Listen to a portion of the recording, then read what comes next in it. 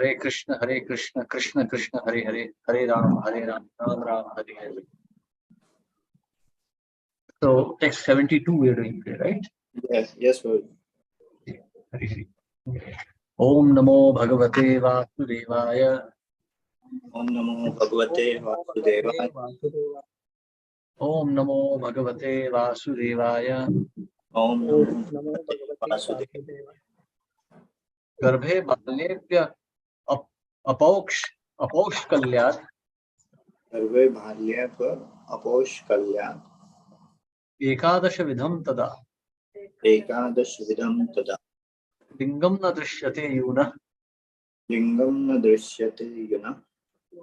Kuhvam Chandramaso yatha. Kuhvam Chandramaso yatha. I'll read, Prabhuji. Yes, please. Translation. When one is a youth, all the 10 senses and the mind are completely visible. However, in the mother's womb or in the boyhood state, the sense organs and the mind remain covered, just as the full moon is covered by the darkness of the dark moon night. When a living entity is within the womb, his gross body, the 10 senses organs and the mind are not fully developed. At such a time, the objects of senses do not disturb him. In a dream, a young man may experience the presence of a young woman because at that time the senses are active. Because the undeveloped senses, a child or boy will not see a young woman in his dreams. The senses are active in youth even when one dreams. And although there may be no young women present, the senses may act and there may be a seminal discharge, nocturnal emission. The activities of the subtle and gross bodies depend on how developed conditions are. The example of the moon is very appropriate. On a dark moon night, the full shining moon is still present, but it appears not to be present due to conditions. Similarly, the senses of the living entity are there, but they only become active when the gross body and the subtle body are developed. Unless the senses of the gross body are developed, they will not act on the subtle body. Similarly, because of the absence of desire in the subtle body, there may be no development in the gross body. Thank you, Prabhuji. Hare Krishna. Hare Krishna. Thank you very much.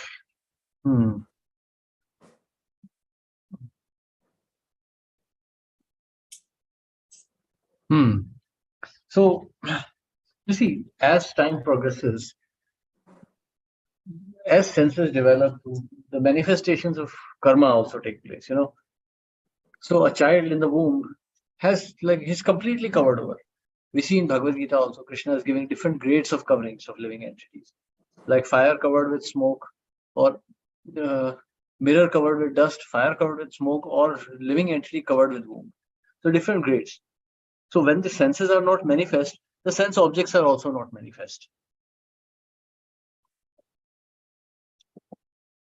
So at the stage, so this is, you see, brahmacharya is taught from the age of 5 onwards. Between 5 to 8 is when the education of brahmacharya begins. So at that stage, actually, the concept of brahmacharya is not even understood by the child. Because as opposite to the concept of brahmacharya, the concept of sex life doesn't exist. I mean, in case of a 5 or 6 year old child, the lower genital organs are not manifest yet. So the sex desire also is not manifest. As the living entity grows further and further, as the senses start manifesting more and more, desires also start manifesting. Now, for example, like here I'm in Scandinavia, people enjoy skiing here, skiing and swimming. But if you live in a city like Bombay, there's no option for swimming and skiing. So because the objects are not present, the senses are not manifesting any desires at all. Like in Bombay, you can't swim. I mean, try swimming in Vashi Creek and you'll be very sick. So there's no question of those desires. But here, facilities are ample. So people who come here, like even many Indians from Bombay who are living here, fall into these desires. They start skiing, they start swimming, they start these mountain treks, so these kind of things. So just like the moon is still present, the living entities is also present. But because the moon is covered over by Rahu, we cannot see him on full moon. So because the moon is completely covered over, at that time, we cannot perceive its presence. So the living entity in the womb is also completely conscious. But because he's completely covered over by the modes of nature, his senses are not manifest. So the activities of the subtle and the gross bodies depend on how developed the conditions are. So if the conditions are not developed, the living entity also will not manifest desires. If you are not rich, you will not desire to buy a motorcycle or a car. You're like very poor, some like railway clerk or something, you won't have the desires because they are not like the facilities are not existing. But if the facilities are existing, then the desires will also manifest. And that's why you see Prabhupada gives a warning in Bhagavad Gita regarding that verse, Shrimatam, Shuchinam Shrimatam Grihe. So what Prabhupada mentions there, that sometimes the fallen yogi may take birth in the family of very rich people. But then again, there's a great danger there that he may fall prey to illicit desires. And he may lose track of it. So because all the objects are manifest, the desires will also manifest. Hare Krishna. Yes, any questions or comments?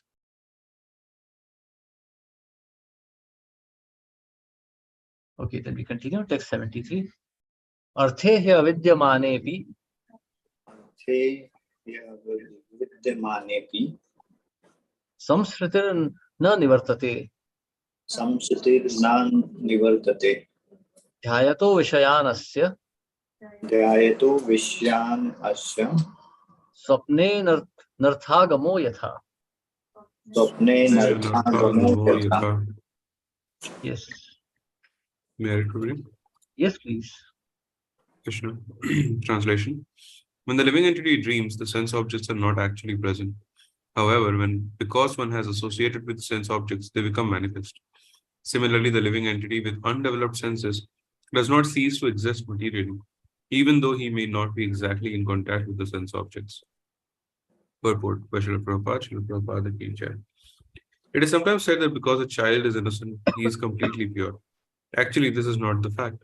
The effects of fruitive activities reserved in the subtle body appear in three concurrent stages. One is called Bija, the root, another is called Kutastha, the desire, and another is called Falonmukha, about to fructify. The manifest stage is called Prarabdha, already in action. In a conscious or unconscious state, the actions of the subtle or gross bodies may not be manifest, but such states cannot be called the liberated state. A child may be innocent, but this does not mean that he is a liberated soul. Everything is held in reservation, and everything will become manifest in due course of time. Even the absence of certain manifestations in the subtle body, the objects of sense enjoyment may act. The example has been given of a nocturnal emission in which the physical senses act even when the physical objects are not manifest. The three modes of material nature may not be manifest in the subtle body, but the contamination of the three modes remains conserved. And in due course of time, it becomes manifest. Even if the reactions of the subtle and gross bodies are not manifest, one does not become free from the material conditions. Therefore, it is wrong to say that a child is as good as a liberated soul. Hare Krishna, Prabhuji. Thank you very much.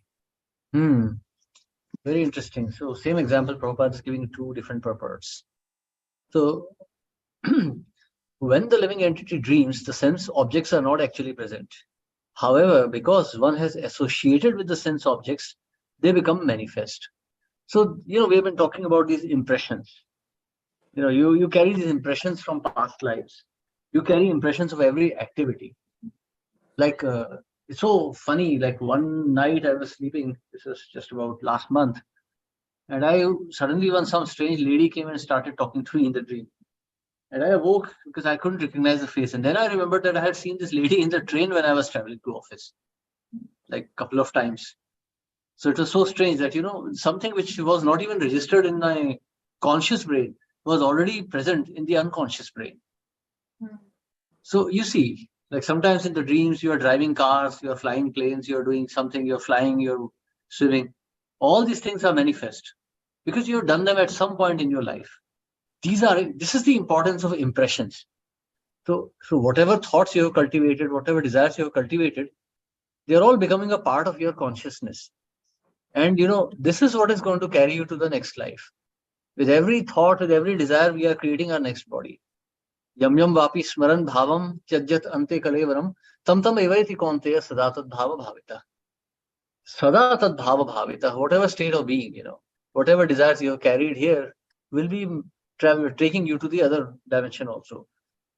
So even in the absence of certain manifestations in the subtle body, the objects of sense enjoyment may act. So, you see, for example, if someone like Prabhupada gives the example of nocturnal emissions, night falls.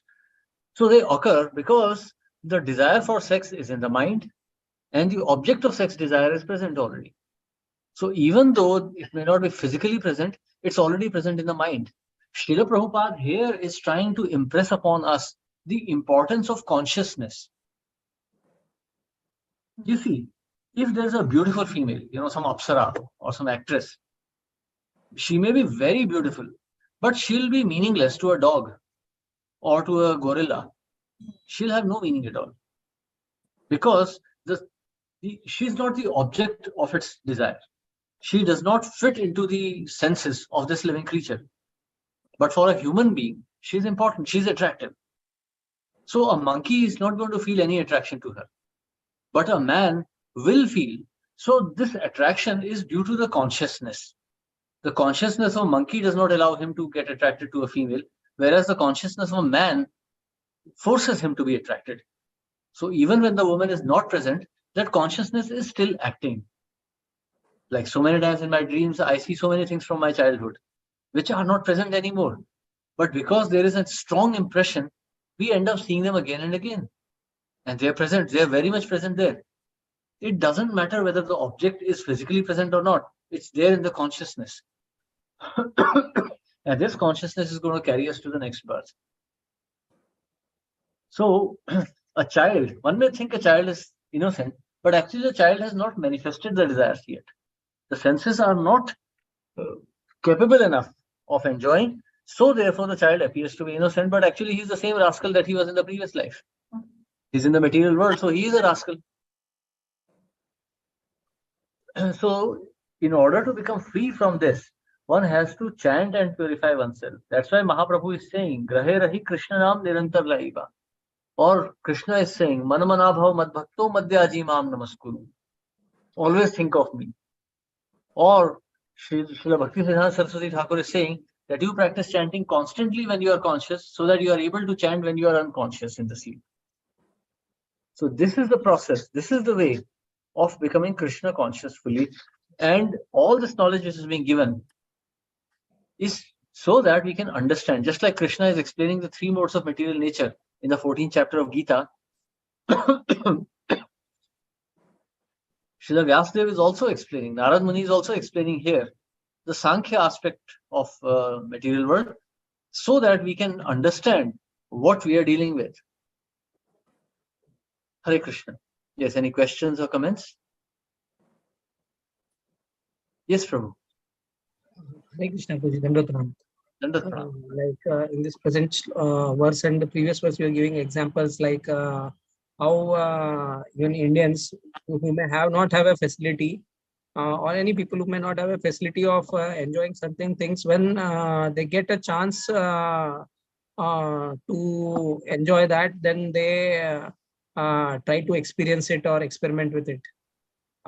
So then, Prabhuji, even if a person from his early childhood is practicing brahmacharya, or like in our ancient times, a person is sent to a gurukul and he's under training of a guru. But still, then when he reaches the age of youth, or he crosses 18 or something, so still he can develop attraction to different aspects of this material world. So what really goes wrong over there? Like why is it that it happens? When in this case we don't see a chance of contamination at all, because from his early childhood itself a person is going around with it, like the training is being taken. So a sort of a pure environment is being provided. The Gurukul environment is being provided. Till after the time of 15-20 years is done, still not all people may become a pure devotee or a good devotee. So is it the one which like the process which you which the devotees are recommending, that effectively or sufficiently chanting and meditation has not been done, even though seemingly external pure environment is there? Yes. See, Prabhu, the training of brahmacharya is a fight against Maya. You know, an aeroplane, when it spools up and when it is running on the runway and takes off, it is fighting against the wind. The wind is giving it the power to rise, but it is also going to push it down. So Maya is also like that. Prakriti is like that. This brahmacharya is a fight against Prakriti. So it's not that simply one has become trained, one will be successful. One has to continue fighting. Now, suppose the aeroplane takes off, like it travels at like 300 kilometers per hour, 350 kilometers per hour, and it takes off. And then the pilot says, hey, I'm off the ground. I don't need these engines anymore. And he just shuts them off. What will happen? The plane will take off, it will follow a parabolic path and then fall down to the ground, or perhaps even earlier. So that is because aeroplane needs the power of the engines to take off, but it also needs that power to stay. A brahmachari takes that training. So brahmachari like a young brahmachari in the Gurukul is like an aeroplane on the ground, running on the runway, at full speed. It is picking up speed, it is picking up buoyancy. But if it doesn't maintain, it will fall down. So brahmachari, after receiving full training, when he becomes fully trained, when Guru sees that the brahmachari is capable of living alone, capable of living independently, he lets the brahmachari go. But brahmachari still has to maintain the same practices, the same determination that he learned in the Gurukul. Otherwise, he'll fall down.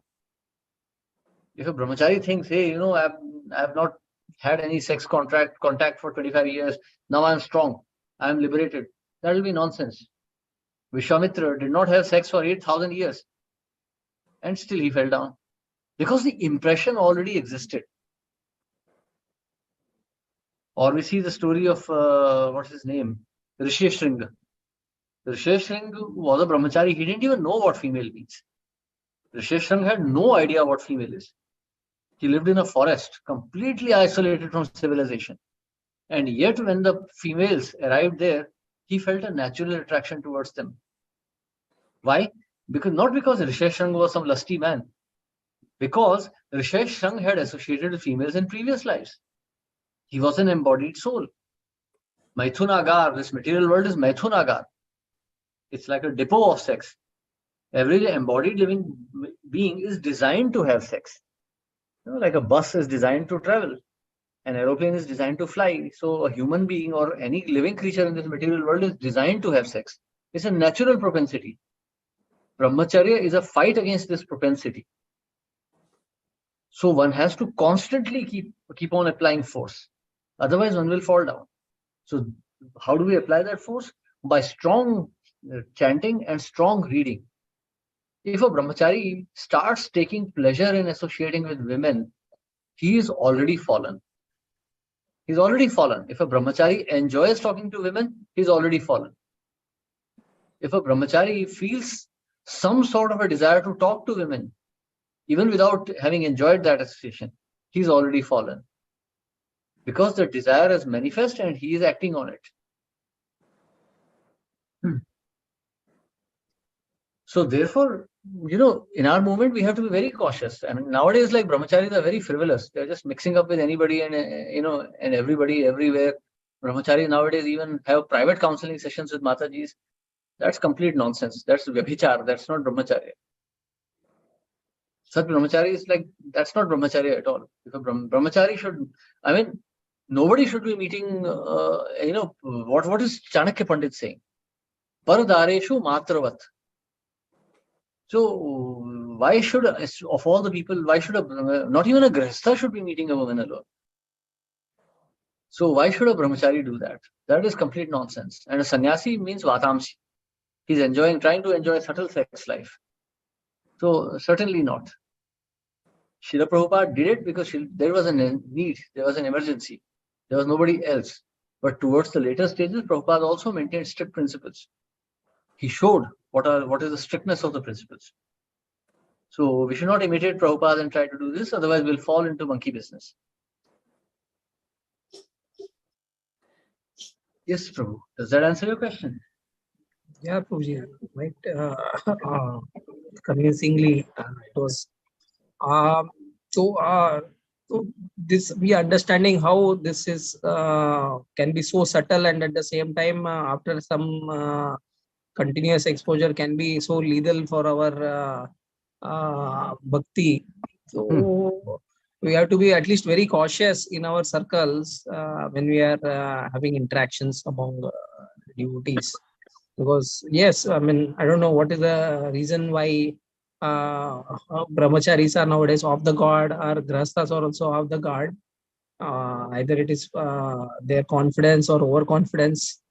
At the same time, Mataji is thinking that if the preacher is not speaking to them, they feel a little bad. All these things. Okay, so but in a Vaishnava community, after at least some years of understanding the scriptures, we have to be matured enough to understand that given a situation, if we are not very strongly rooted in Krishna consciousness, our emotions can lead to wrong indulgences, and this will be bad for the individuals as well as the entire society in general. See, So Prabhu. yes, so this is for us to understand with maturity why this is being told. Okay, so this should not be an offense. Like the other day, you were discussing about one incident, like a very senior devotee, and he request Mataji to walk with the other Matajis and let the Prabhujis walk with him, and she takes an offense.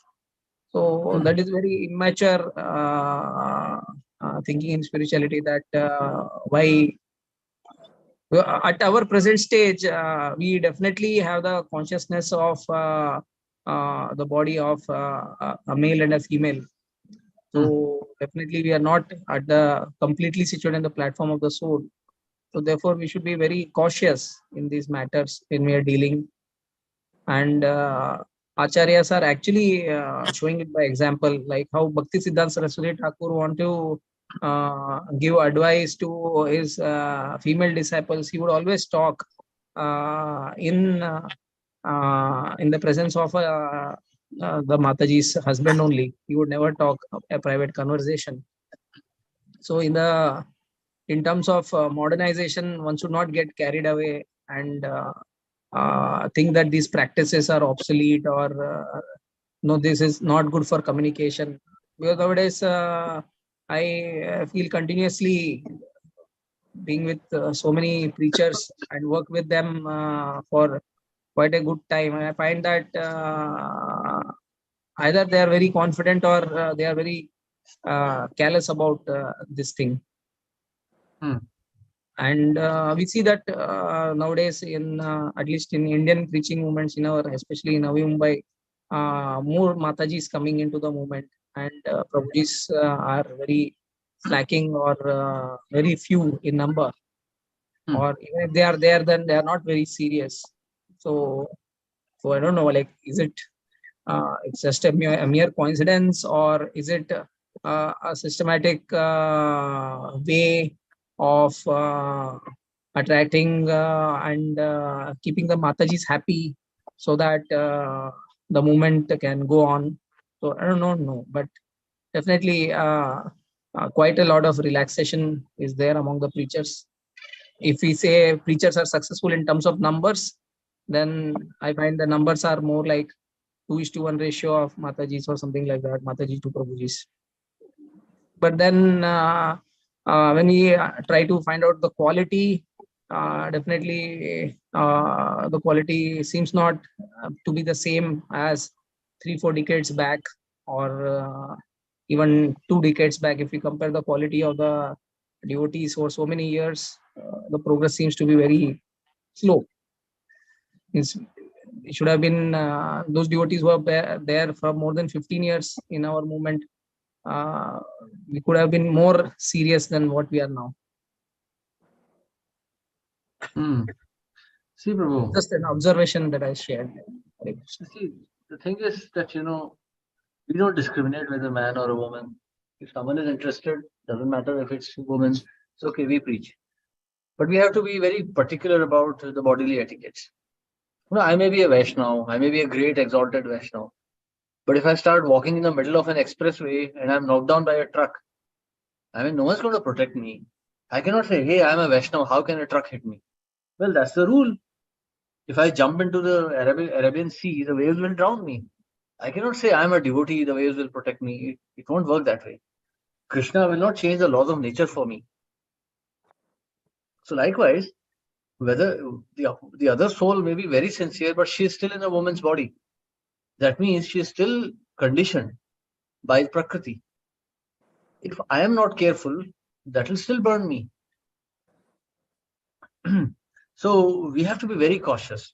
Rishi Shrang was attracted by women when he didn't even know what women meant. So in present age, we all know what women are. We have been fairly exposed to sex life. So certainly this attraction is going to be, and we should be therefore we should be 100 times more cautious. It doesn't matter. One cannot say, oh, this Mataji is old, this Mataji is not so attractive, whatever. No, Prakriti works that way. Maya will delude you in any way. Recently, there was an incident. One of our godbrothers, he fell down. He ran away with another man's wife. So, not that, and this case was quite famous. It was spoken everywhere, and that I just saw the photographs. That lady wasn't attractive at all. Chubby kind of lady, strange looking lady. But this man was attracted. Because, simply for one reason, the life of a renunciate, a brahmachari, vanaprastha or a sannyasi is very dry. A renunciate leads a very dry life. And woman's affection is sneha. Sneha, it has two meanings in Sanskrit. Sneha means warm. Sneha also means greasy. So, in Ayurveda also the term sneha is used. Sneha means snigdha, sneha. It means warm and greasy, oily food. It counteracts the dryness. In Ayurveda, if someone has vata dosh, the body becomes dry. So it is counteracted by warmth and oiliness.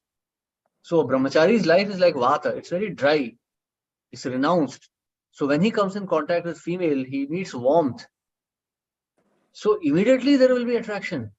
A grahastha may not have so much, but of course, not to say that a grahastha should be frivolous, but a grahastha may not have so much, but a brahmachari will be immediately attracted. So brahmachari has to be doubly cautious. Otherwise, the fall down is imminent. It doesn't matter whether it's a physical fall down or a mental fall down. Fall down is fall down. The consciousness is impure. He cannot think of Krishna. And if he can't think of Krishna, he can't preach Krishna. Then he'll speak all nonsense. And that's what we see. So many times preachers are speaking nonsense because their mind is not in Krishna anymore. I'm sorry if it sounds so harsh. The living entity coming in contact with material nature, becoming excessively affected by lusty desires, takes up the body of a female. We have seen in the Srimad Bhagavatam that the sex desire in a female body is 9 times greater than that in the male body.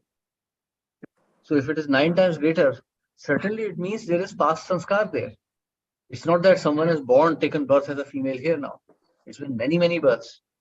In Bhagavatam again, this narration is going to come that a man who has been too lusty has now taken a female body, looks upon another man as his savior and protector. In reality, it's only Krishna who's protecting everyone. So such a fallen living entity takes the body of a female. Ipyasya papa yoneha stri vaishyas tatha shudra. So Srila Bhaktivinoda Thakur and Srila Prabhupada translate this. They say that yes, stri vaishya tatha shudra. Vaishya, shudras and women are sinful species because of excessive lusty desires in the past. So there is excessive influence of tamoguna and rajoguna. Of course, we are not condemning them. That's past conditioning. In this life, if they want to learn Krishna consciousness, we have to oblige. But we have to maintain our distance. If you are driving a Ferrari, you don't put the pedal to you don't put metal to the floor. You don't do that. There's no pedal to metal. You drive it very gently because the car is extremely powerful. So when you're dealing with Matajis, you have to maintain your distance. You have to maintain the social etiquette. Of course, we live in Kali Yuga. You have to maintain social etiquette. And always remember one thing. In the 1970s, there were many fall downs. our ISKCON became like a hotbed of illicit sex. In fact, in 1977, Srila Prabhupada was in Vrindavan with some devotee. I think it was Brahmanand Prabhu, the Brahmanand Swami at that time. And there was a cacophony in the temple, Vrindavan. Hundreds of these single Matajis with their children, and they were just, just cackling all over the temple. And Prabhupada was very much dismayed. These ladies, they were just living with children, single mothers, all their husbands had run away, or they had run away with somebody's husband. And they were just living in the temple. They had become like a nuisance to the temple. Prabhupada was very disgusted. This is what happens, when we have no control. If we think, oh, everything is all right because I'm chanting Hare Krishna, then we are living in illusion.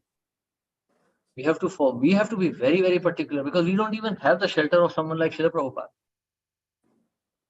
So we need to be very cautious. Srila Prabhupada was very strict, very particular, but still these things were happening. So you can imagine. See, bhakti is a practical science. We're not, talking some airy-fairy philosophy here. Do this and tomorrow some plane will come from Vaikuntha and pick you up. Well, that may happen in some lifetime, but it's not happening now. It's not going to happen tomorrow. Today and tomorrow, we have to take care of ourselves.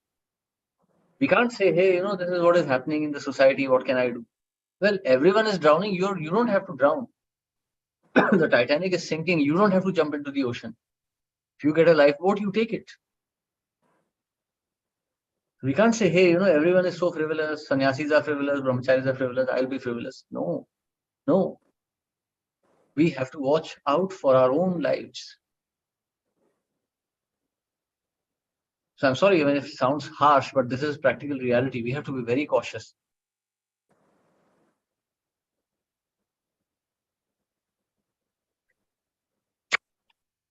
Yes. Mistakes of others should not be a rule for us to follow. Yeah. People may say, oh, that devotee is doing like this, so it is justified. No, that's not justified. If it is not matching with the scriptures, then we should not take it. Yeah. We may not go and teach him what is right or wrong, not in our capacity, but at least we can understand what the scriptures is speaking, and very open-mindedly we have to, with an open heart, we should accept these injunctions. We should not get offended for any reason. Whatever is best for our Krishna consciousness, that is what is being told. We have to accept whatever is favorable for our Krishna consciousness. Whatever precautions need to be taken should be taken. And there's no question of getting sentimental on these things. Absolutely. See, you have to get out. If someone says, hey, Prabhu, you got sinusitis, chronic sinusitis. I mean, I can't say, hey, why do you say like that? No, I need medication for that.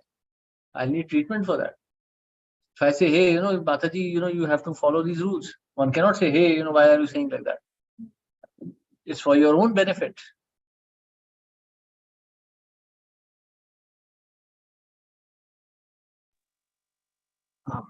Hare Krishna Bhaji, a small request that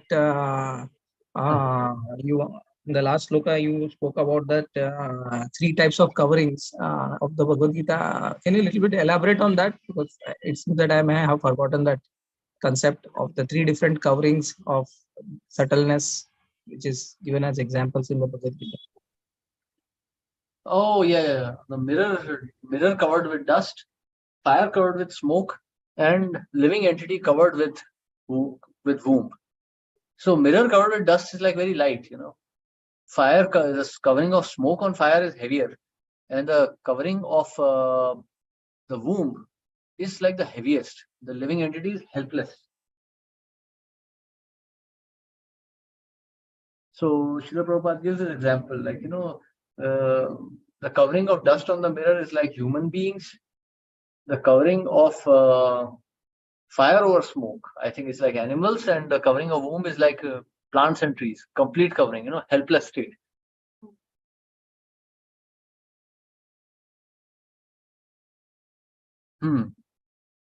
Consciousness becomes less and less visible.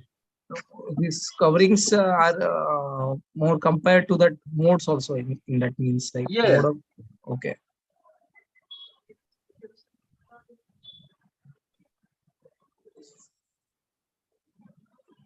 So the context of the sloka here was about how these modes are so gross and subtle. Yeah. So,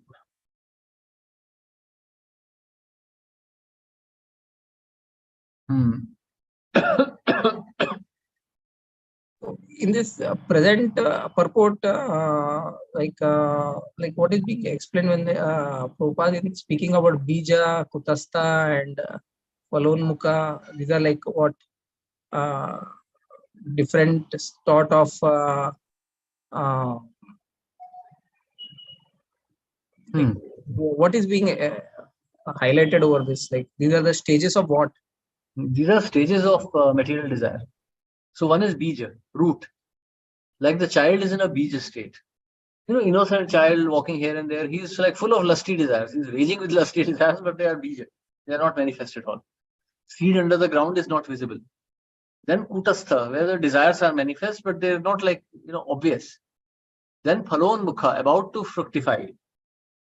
And then prarabdha, already in action. So root, I may have a desire to drive a car, but I am like a poor man. I'm just doing something, or I am a student, just a little boy, no driving license, can't even, my hands don't even reach the steering wheel. So it's in the bija root. It's there, but even I can't see it. Then there is kutastha. Then like I'm a boy, I see people driving cars and I feel, oh, I should also drive. Then there is phalon mukha, about to fructify. Then, I grow up, I start earning money. Now I'm planning to actually buy a car. I'm looking up brochures, I'm seeing which is the best, I'm researching. This is phalon mukha. And finally is prarabdha. When it is already existing, now I'm driving a car, and then you say, oh, Prabhuji, you are a very talented driver. Well, I'm a talented driver because in my past life also I was a driver. Prarabdha. Like Prabhupada used to criticize, he said this Western education, they talk about sex education. Nobody needs sex education. Like dogs and cats, they don't need sex education. No one is giving them university degrees for that. This desire is already present in the heart. By giving sex education, you are manifesting the desire very early on.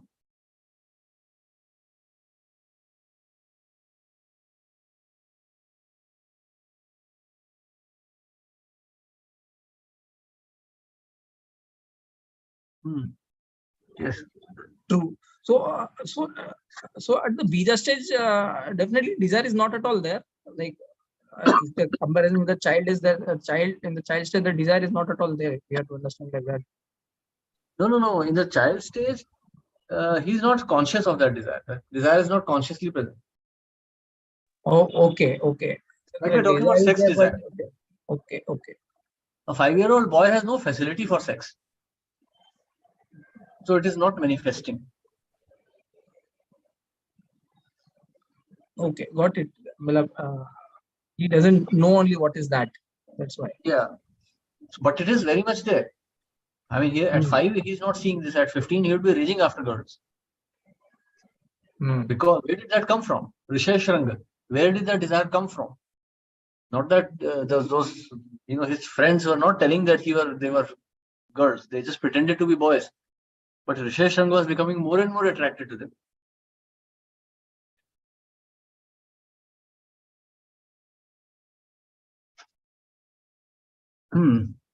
So we take Thank you so much. Hari. So we take text 74. Evam panchavidham lingam. Panchavidham lingam. Trivrata shodasha vistrutam. Trivrata shodasha vistrutam. Yesha chetanaya yukto. Yesha chetanaya yukto. Jiva itya abhidhiyate. Jiva itya abhidhiyate. Yes. Would someone like to read?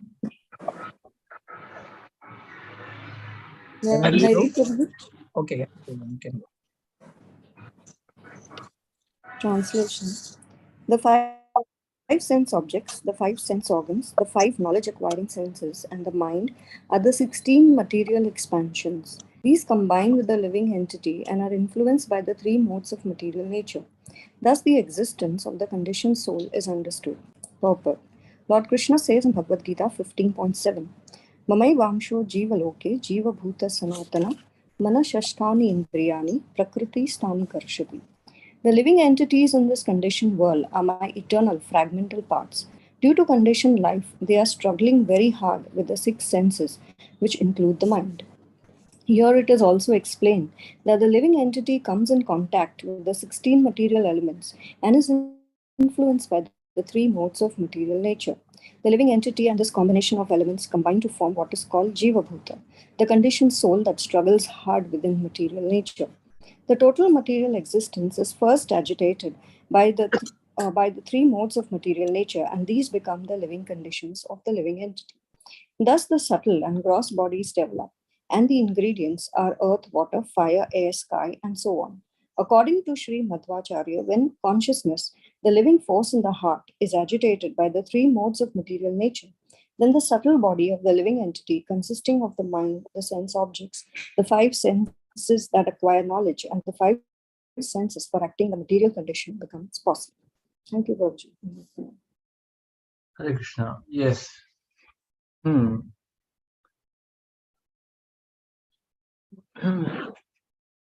Mameva ansha jiva loke jiva bhutah sanatana. Jiva bhuta, living entity in the material condition. The living entity and this combination of elements combine to form what is called jiva bhuta, the conditioned soul. That struggles hard within material nature. So we have seen in the second canto of Srimad Bhagavatam that the living entity is in a pure state when he is manifesting from Mahavishnu. But he's covered over by layers of ahankara, 5 different layers of ignorance known as ahankara. And then these 3 modes of nature cover him over. So the total material existence is first agitated by the 3 modes of material nature. These become the living conditions of the living entity. The subtle and gross bodies develop, and the ingredients are earth, water, fire, air, sky, and so on. So you see, as soon as the living entity comes in contact with material nature, so many desires are manifest. Like I'm giving you the example of skiing. Now, living in Bombay, you don't see snow. But if you live in Scandinavia, you see thick snow, then immediately there's a desire to ski. Hey, let me wear those skis, let me try if I can also float on the snow. Or you see beautiful lakes and then you think, hey, maybe I could also try to swim. So because the objects are now coming in contact with senses, desires are taking birth. And as desires are created, karma is created. As desires are born, karma is created. Karma is created means there is reaction. Reaction means new body. And in this way, the living entity becomes more and more entangled with material nature. That's why Krishna says, Mana Shasthani Indriyani Prakriti Sthani Karshati. Situated in the material existence, now they are struggling. So all the while, the living entity also becomes aware of his miserable condition in this material nature. And when he becomes aware of this misery, he tries to get out of it. And therefore, the struggle. So, in this way, the living entity becomes more and more entangled in the material world and is unable to realize his original spiritual consciousness. Hare Krishna. If any questions or comments?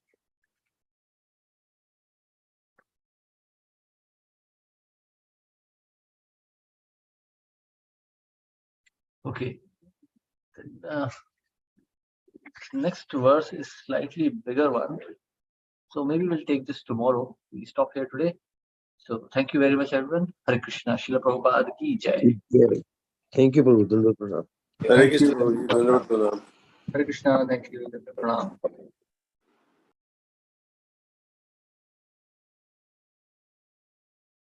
Thank you, Prabhu. Thank you all the devotees. Thank you.